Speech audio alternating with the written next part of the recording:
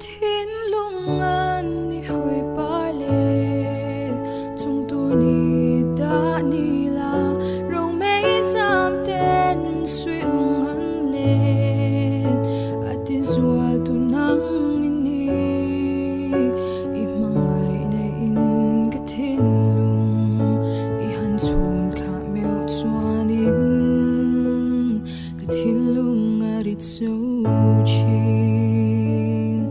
hringmi siamsual ni moi ber ka hringmi ta thirin leilung hlu dang reng ka ngai to long he thinlung itself chung chuan I mangai nei in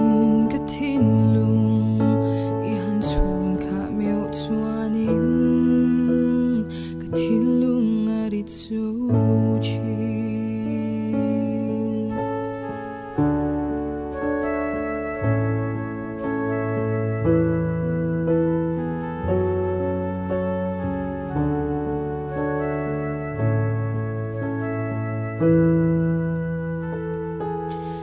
Tling lâu lệ phê lâu na khát hiền in du nang ai sia sen lai nào yang cha rol chua in izun phur